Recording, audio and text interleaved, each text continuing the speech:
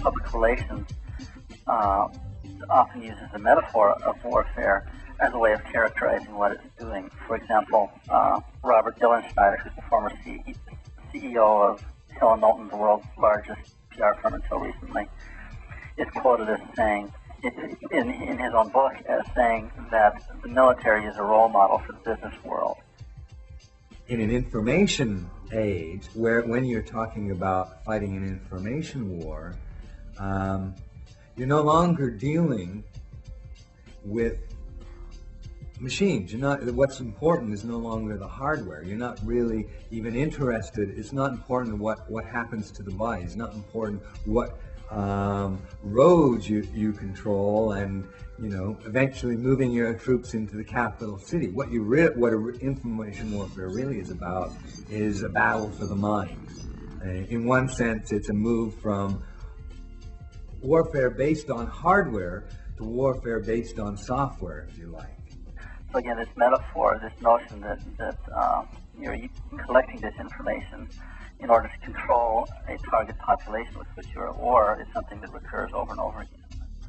Psychographics is a term that's increasingly used in public opinion research, and what psychographics purports to describe are like-minded attitudes that are based often on like-minded belief systems or values of individuals, and that if you understand those attitudes and the value systems that they're based on, you can categorize people around them as being this kind of an individual or that kind of an individual, and often will attach fairly fancy kind of names, descriptive names to those kinds of groups that try to depict what it is they seem to think or believe, and the ways they act and behave. Basically, these focus groups is kind of a hybrid between opinion polling and some kind of group therapy. And the public opinion research comes in providing some of that knowledge base to base communications upon. Consumers think this way about product X, voters think that way about politician Y. We go on and understand some of that, why it is we think they might think the way they do, and that information then becomes part of what goes into the development of strategy, the development of messages, the development of tactics, all of which then is handed off to the communications and public relations people. The point here is that with these data maps, you are allowed to be increasingly precise about who it is you are targeting for your message. But you can even afford to see a dip in your public opinion surveying, as long as by the time the next election rolls around, you can figure out a way to resurrect your candidate's image, repackage that candidate, resell it, and win another election.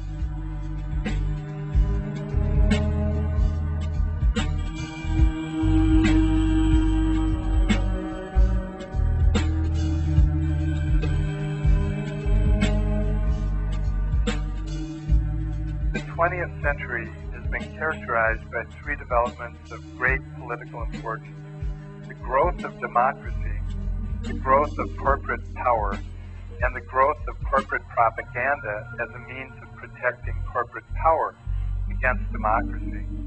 I was recently gave a talk in Montebello, and I was talking to a member of the, really what I would not call the corporate elite, but the corporate political bureaucratic media elite in this country. He said to me in a kind of smug way, he said, I used to think that Canada was run by 200 of us families, but really in the last year, I think it's really maybe 100 of us families are running this country. And it sort of chilled my body. When people have power and they have money that comes with power, not their own money, but the money of the structure, then there is a great tendency to want to arrange things the way you would like to have them arranged. The public's agenda is dominated by emotional idealistic values like freedom, or a healthy population, or a clean environment, or security and safety, or integrity. All of those kinds of nice sorts of emotional idealistic values. At the bottom of the public's list of the 22 values we looked at were things like prosperity, competitiveness, and at the very bottom of the list, minimal government intrusions, which I thought was interesting. Then we went and asked the same question of the senior decision-making elites in Canada, the people who are the CEOs of the biggest companies in Canada, the people who are the deputy ministers in the provincial and federal governments, as well as some of the elected officials. And we were expecting to get different results, but we were struck by just how big the gap was.